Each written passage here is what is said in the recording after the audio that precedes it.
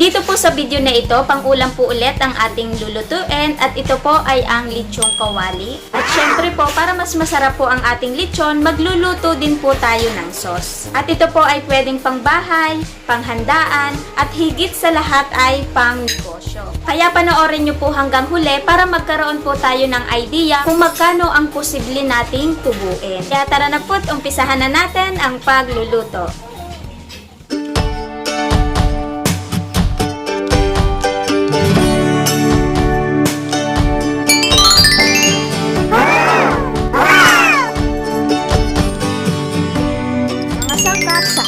Lechong kawali. Gagamit po ako ng 2 kilo ng liempo. Buo po yan. Tapos, pinahati ko po ng tigka kalahating kilo. Kung gagawin nyo po itong business, mas maganda po kung hati-hati na para hindi po kayo mahirapan. Gagamit po tayo ng 4 tablespoon ng asin at paminta.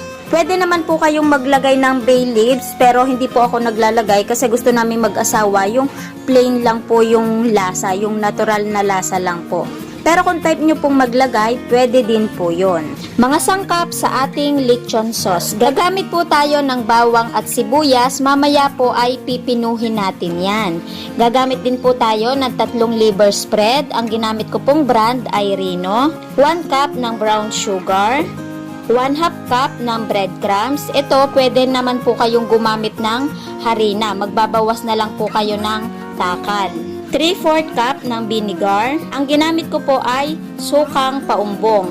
Gagamit po tayo ng 1 tablespoon ng asin, 1/2 tablespoon ng paminta. Mas okay po kung pinong-pino po yung inyong paminta. Ito pwede po kayong magdagdag at pwede rin naman po kayong magbawas. At gagamit din po tayo ng 4 cups ng tubig. Bawas po kayo ng kaunti dito para ipangtunaw po sa ating breadcrumbs. At gagamit din po tayo ng oil para po pamprito sa ating lechong kawali. Kaya ngayon ay umpisahan na po natin ang pagluluto. Ngayon magpapalambot na po tayo ng ating liempo. Isalansan lang po natin ng ayos. Tubig po nating ilalagay dapat po ay lampas sa liempo. Wala naman pong kaso kung mapadami po yung inyong tubig kasi papalambutin po natin itong ating liempo. Ilagay na din po natin yung ating asin at yung ating pong paminta. At ito ay dalhin na po natin sa ating paglulutuan. Mamaya kapag kumukulo na po yung ating liempo, hihinaan na po natin ang apoy. Palalambutin lang po natin sa mahinang apoy para tipid po tayo sa gasol. Pag nakaisang oras na po, babalikan po natin yung ating liempo para checkin po natin kung malambot na. Bago po tayo mag-umpisa ng pagluluto ng ating sauce, pipinuhin po muna natin itong ating bawang at itong ating sibuyas. Gagamit po ako ng food processor para sure po na pino, para mabilis. Sa magtatanong po kung saan ko po nabili itong food processor, ito po yung kasamahan ng ating handheld mixer. 2.5 po ang bili ko dito. 3-in-1 na po yun. Okay po siya ganong kapino pero maliliit na po yung chop. Okay na po yan.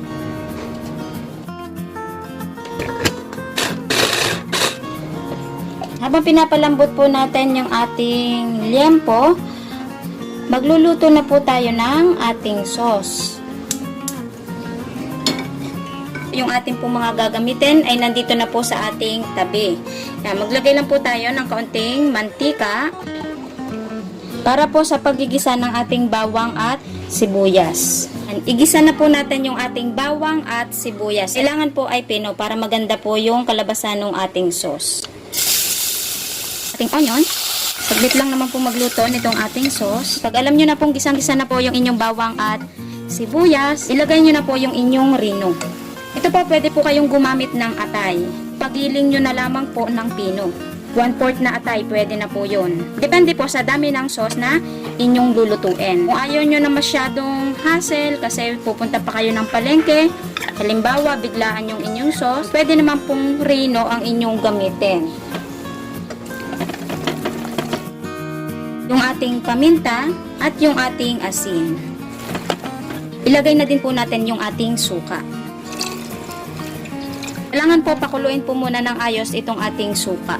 Yan, kulong-kulo na po yung ating sauce. Ilagay na din po natin yung ating asukal. Hintayin na lang po natin bumulak. Ilagay na po natin yung ating tubig. Hintayin na lang po natin itong kumulo. Kulong-kulo na po yung ating sauce. Ilalagay na po natin yung ating breadcrumbs. Nailagay na po natin yung ating palapot. Hintayin na lang po natin itong kumulo at okay na po ito. Kumukulo na po yung ating sauce. Tikman ko lang po ito kung okay na ba yung lasa. Okay na po yung tamis niya, yung asim niya, at yung alat po niya ay okay na po yun. Kaya ngayon ay papatayin na po natin yung ating apoy. I-chicken po natin yung ating liempo kung okay na po yung lambot niya. Pero kanina, pinagpalit ko po yung pwesto nito, yung nasa ilalim, inilagay ko sa ibabaw, at yung ibabaw nilagay ko po sa ilalim para sure po na pantay po ang lambot ng dalawa. Pero ito sure po ako na malambot na. At papatayin na po natin yung apoy. Meron po akong naka-ready na lagayan para matiktikan po ng ayos. Okay na po ang lambot nito. Ito po ay pinakuluan ko ng 1 oras at kalahati. Tapos mahina lang po yung apoy nito. Kaya matipid lang po siya sa gasol. Gagawin niyo po itong business, mas okay po kung sabay-sabay niyo po palalambutin para tipid po kayo sa gasol. Hintayin lang po nating lumamig ng kaunti yan at magbabalik po tayo maya-maya. Malamig na po yung ating liempo, pinatiktikan na din po natin to. Tuyuin po muna natin ang tissue para sure po tayo na tuyong-tuyo po yung ating liempo bago po tayo mag-umpisa. Ang sunod naman po natin gagawin ay tusok-tusokin po natin ng tinidor yung balat po ng ating liempo. Para pag pinirito po natin, maganda po yung balat. Ang sunod naman po natin gagawin ay unang paraan po kung paano natin po siya nenegosyohin. Ito po ay yung tinatawag na ready to fry. At kailangan po natin ng cling wrap. Babalutin lang po natin itong ating liempo.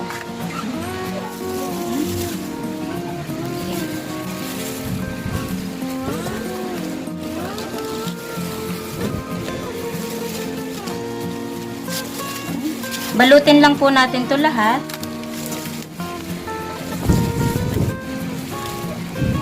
Isalin po muna natin sa pichel itong ating sauce. Yan, tayo po ay naka 1,500 ml. Yan po ay 500 at ito naman ay 1 litro. Ito po yung ating binalot kanina, ating ready to fry na pwede na po nating ibenta. Ito po pwede nyo na pong i-stock sa inyong ref. Yan, maglagay lang po kayo ng karatula sa inyong labas ng bahay na meron po kayong ready to fry o ready to cook na lechong kawali. Para maging mabili po yung inyong lechong kawali, dapat po ay merong kasamang lechon sauce. Pakita ko lang po sa inyo, magbabalot po tayo. Kapag may bumili po sa inyo, mas maganda po kung sasamahan nyo ng lechon sauce. 1/2 cup po yung gagamitin ko o 120 ml. Para madaling magsukat. Plastic ng yelo na lang po yung inyong gamitin para po makunat yung plastic. Pwede pa po kayong magdagdag ng ating sauce. Kailan po natin dito sa isang tabi muna. Ito po sa ating takal na nagawa na sauce. Makabalot po tayo dito ng 13 hanggang 14 na sauce sa ganoong sukat. Para hindi na po natin tatakalin to mamaya lahat. Kaya ko po sinalin dito para ma-estimate po natin ng madali mamaya para sa ating pagkukosting. Halimbawa po may bumili na po sa inyong lechong kawali at syempre sasamahan nyo na din po ng sauce. Mas okay din po kung meron suka kung type nyo po. Hindi ko na po pinakita sa inyo pero may nakaraan na po tayong na video kung paano po magluto ng masarap na suka. And meron po akong video dyan na lumpiang toge. Nagluto po ako dyan ng suka kung paano po gumawa ng masarap na suka. Panoorin nyo na lang po yung video na yan. Pwede po kayong magsama ng homemade lechon sauce at yung ating homemade suka. Ang sunod naman po natin gagawin ay yung ating pangalawang paraan kung paano po natin ibebenta yung ating lechon kawali. Ito po yung tinatawag na ready to eat. Yung ating pong tatlo, ilalagay na po natin ito sa ating freezer. At ito naman pong isa ay iiwanan na po natin kasi ito po yung ating piprituhin. Sa magtatanong po kung gaano po ang itatagal nito, hanggang 2 months po okay po ito basta nasa freezer po. Kasi luto na naman po itong ating lechong kawali. Ilalagay na po natin to at magpiprito na po tayo. Ngayon tayo po ay magpiprito na at yung ating pong mga gagamitin ay nakaredy na po dito sa ating tabi. Yan yung ating strainer, patiktikan mamaya at gagamit po tayo nito para madali pong magprito. Yan, para hindi po dumikit sa kaldero yung ating lechong kawali at hindi po masunog. Lagay na po natin itong ating mantika. Ayan, 1.5 po ang sukat nung inilagay ko na mantika. Hintayin na lang po natin yang uminit. Yung iba po nagtataka kung bakit sa costing ko po ay 20 pesos o 10 pesos lang po yung aking mantika. Halimbawa po kung dito ko concentrate sa pagtitinda po ng lechong kawali, sa maghapon po, hindi lang naman po ako isang beses magpiprito. Kaya ganong halaga lang po yung aking inilalagay. At syempre, magpapalit po kayo araw-araw. Naanta po yung ating mantika at masama po yung paulit-ulit na ginagamit po. I-check po natin kung mainit na itong ating kawali. Pag ganyan pong nagbabos na yung ating stick, mainit na po yung ating mantika. Bago po tayo magprito, maglagay po muna tayo ng kaunting harina dito sa ating mantika. Ayan, maglagay lang po tayo para hindi po masyadong matalamsek yung ating piniprito. Ano po natin itong ating liempo? Okay, yan. Kung atin pong apoy ay medium heat lamang po, hindi po siya ganong kahina para hindi po matigang yung ating karne, hindi tumigas, at hindi rin naman po ganong kalakas. Kasi baka naman po masunog yung ating liempo. 3 minutes, babaligtarin po natin yung ating liempo, check po natin. Yung kabila, ganon din po. Binaligtad po natin yung ating liempo. Ang konting luto na lang po yan, pinalulutong na lang po natin yung balat at okay na po yung ating lechong kawali. Saglit lang naman po siyang lutuin. 6 minutes to 10 minutes, okay na po yung ating lechong kawali. Hindi po siya kailangan na matigang kasi titigas po yung ating karne. Ngayon ay hahanguin na po natin itong ating liempo at i-check na din po natin kung malutong na po yung balat.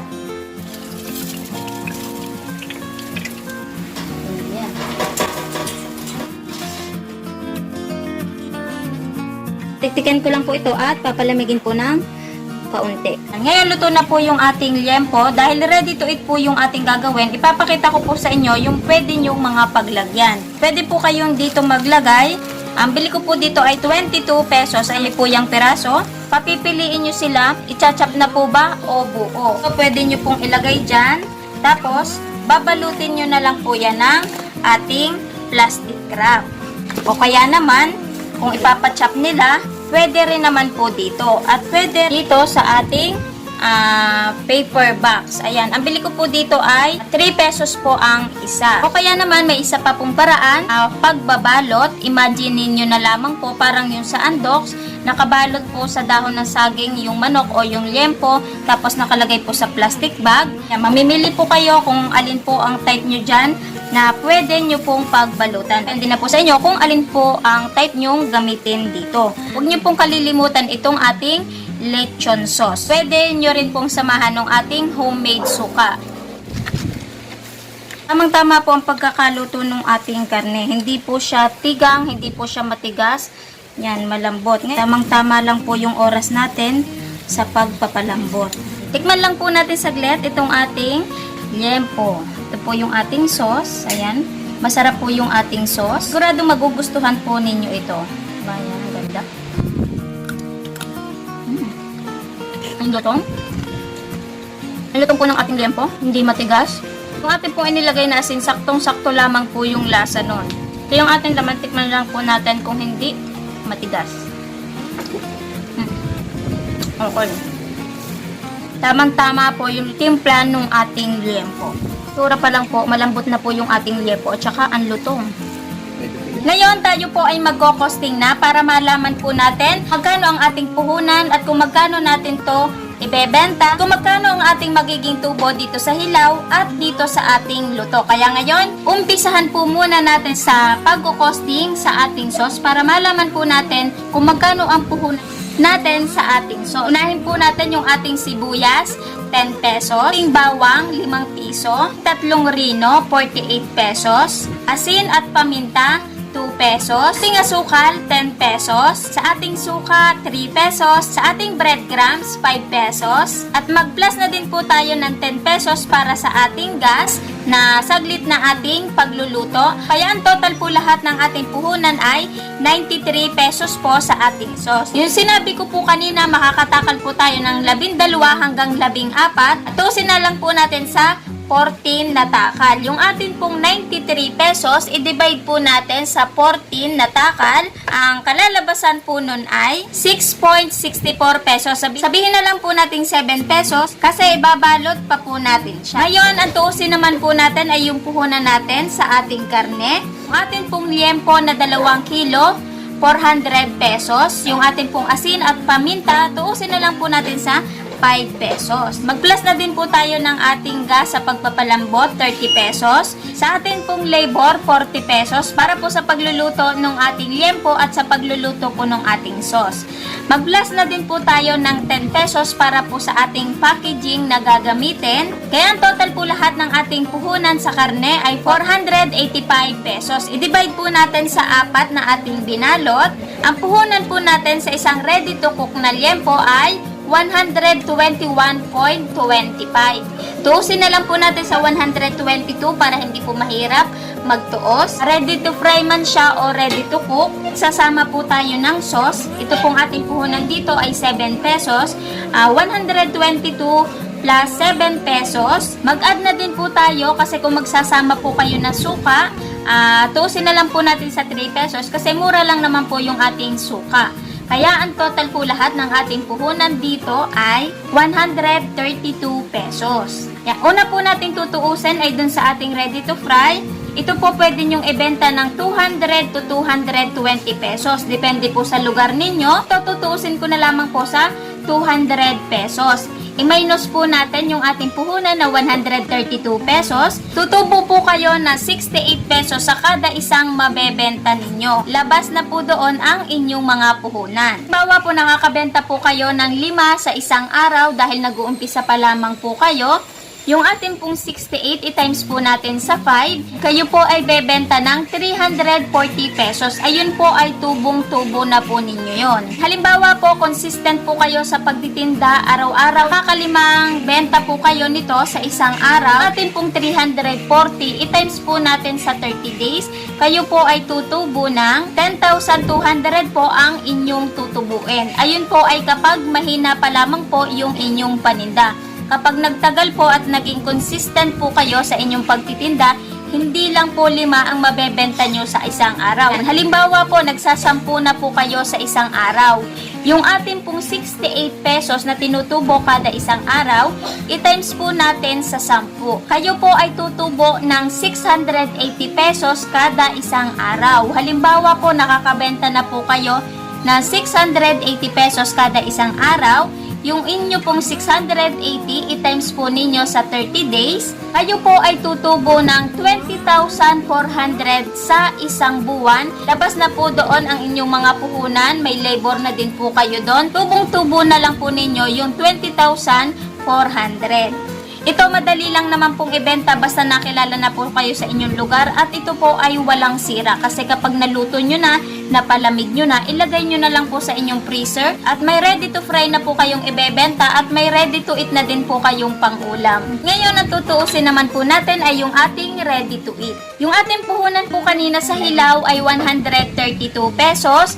Mag-plus po ulit tayo ng ating gas para po sa pagluluto dito, 10 pesos. Mantika, 10 pesos. Mag-plus na din po kayo ng 10 pesos para po sa labor dito sa ating pagluluto saglit. Kaya ang total po lahat ng ating puhunan dito sa ready to cook ay 162 pesos. Ito po pwede nyong ibenta sa luto ng 230 hanggang 250 pesos. Pero ito po ay tutuusin ko sa 250 pesos.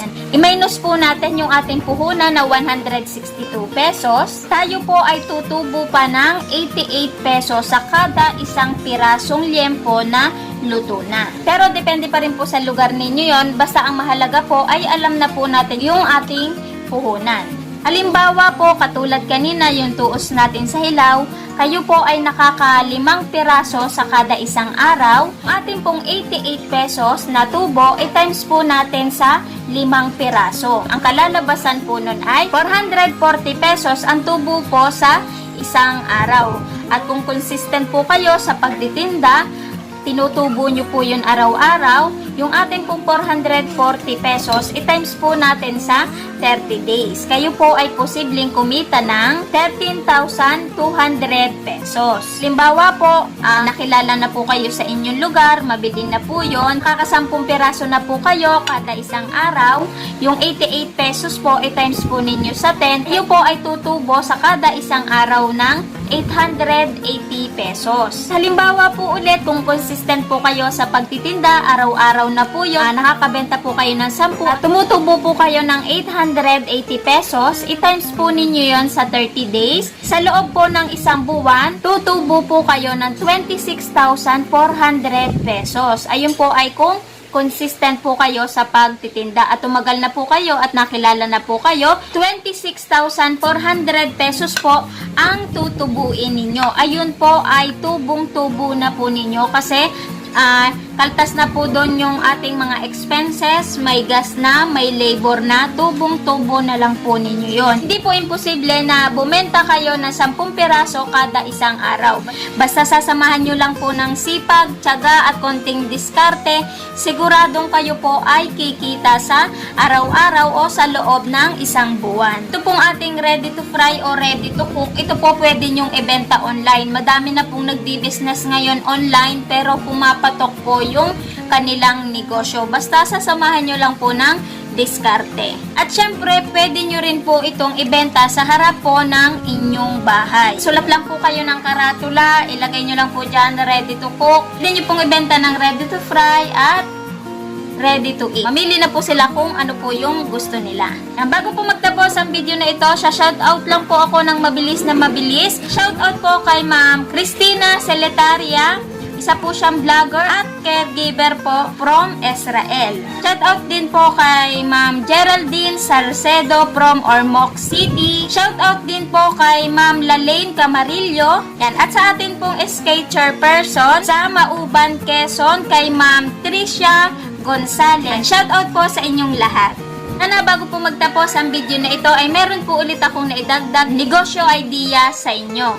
At muli iniimbitahan ko po kayo na bisitahin nyo po yung aking YouTube channel, Tipid Tips at iba pa. Marami pa po kayong video dyan na makikita at magkakaroon po kayo ng mga idea about sa negosyo. At kung hindi pa po kayo nakaka-subscribe, mag-subscribe na po kayo at huwag nyo na din po kalimutan pindutin yung bell button upang updated po kayo pag may upload po tayo.